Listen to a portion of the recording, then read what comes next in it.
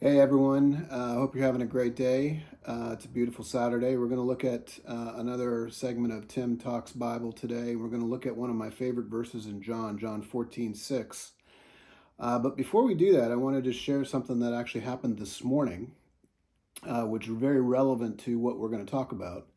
Our grandkids were over and we were talking about whether grandma was awake or not.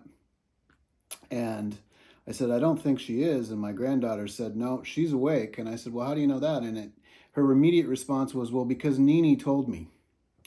Nini being grandma. And it was like, well, because Nini said it, it had to be absolute truth. It was just, that's just the way it is.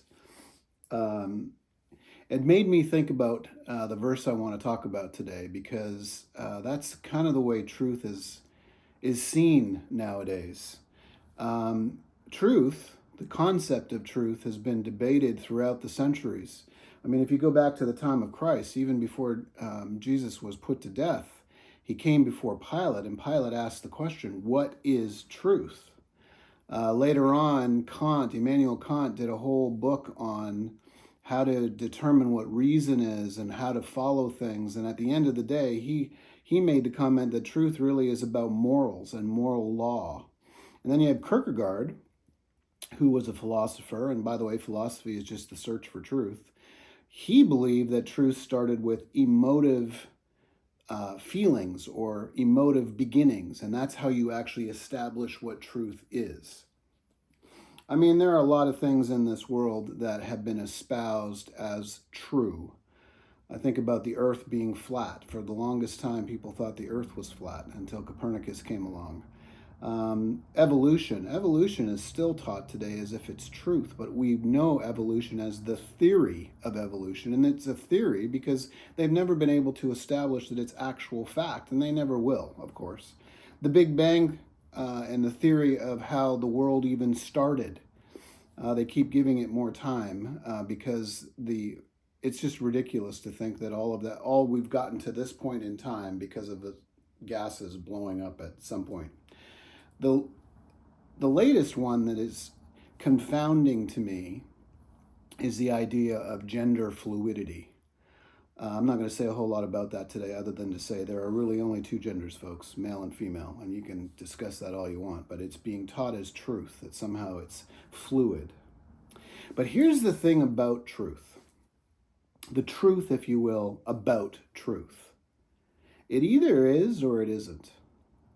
Something is either absolutely true or it isn't true. There really is no middle ground. There's no gray area. We've heard a lot of people in recent years talk about truth in this way. This is my truth. This is the life that I live, and I live this truth. But absolute truth can't be autobiographical. That is, it can't be subject to our lived experience. It can't conform to our experience and it to still be true in an absolute sense. If that were in fact the case, there'd be 8 billion versions of truth because there's approximately 8 billion people on the planet. Well, that can't make any sense. Because if that were the case, then absolute truth would cease to exist. At that point, it would become subjective truth.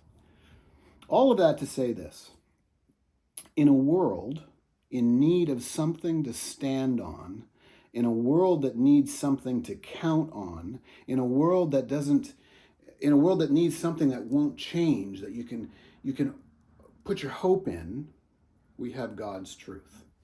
And in John 14:6, Jesus says this, I am the way, the truth, the life. No one comes to the Father except through me.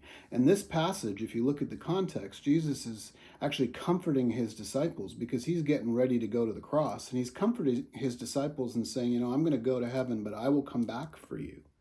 And I will find you and show you the way. And Thomas says, well, where's the way so we can follow along? And Jesus said, I am the way. But he didn't stop there. He said, I'm not only the way, I'm the truth, and I'm the light. In the original language, the is the emphatic article, the definite article. And he's saying specifically, I am truth. And this is an amazing claim. It's not small t truth. It's capital T. It's 2 plus 2 equals 4. And in a world that's muddied by subjective, relativistic, small t truth thinking, God breaks through and says, I am the truth. And notice this.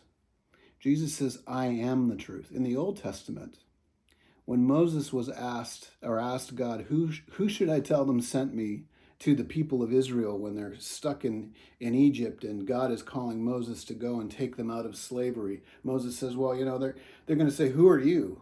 And who should I tell them sent me? And God's word simply says, tell them I am sent you.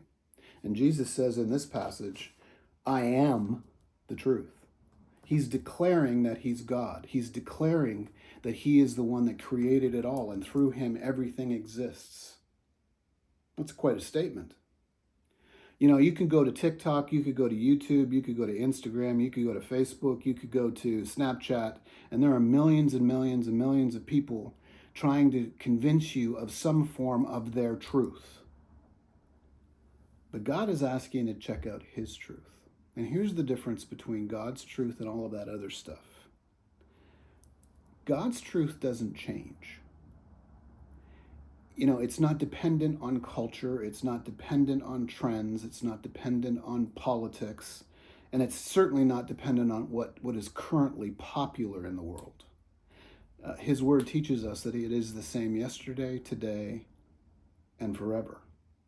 If you feel like this world is challenging and maybe you feel like it's a little unsure, maybe your feet are not set because it seems like the world is in chaos and everything kind of follows, the herd kind of follows what the latest trends are. Maybe you are watching way too many videos, I don't know. But if you're feeling unsure, I want to encourage you today to check out God's truth. It doesn't change. You can count on him. You can trust in him. And you can go to the bank on he is going to finish what he started. In Philippians chapter 1 and verse 6, it says this, for I am confident of this very thing, that he who began a good work in you will perfect it until the day of Jesus Christ. God's going to get done what he says he's going to get done. Now, here's the thing you got to kind of figure out in your own mind. When Jesus says, I am the way, the truth, and the life, he is declaring that he is the start and finish. He is the Alpha and the Omega of real truth. C.S. Lewis said that either Jesus Christ is the man with the brain of a poached egg, or he is in fact who he says he is.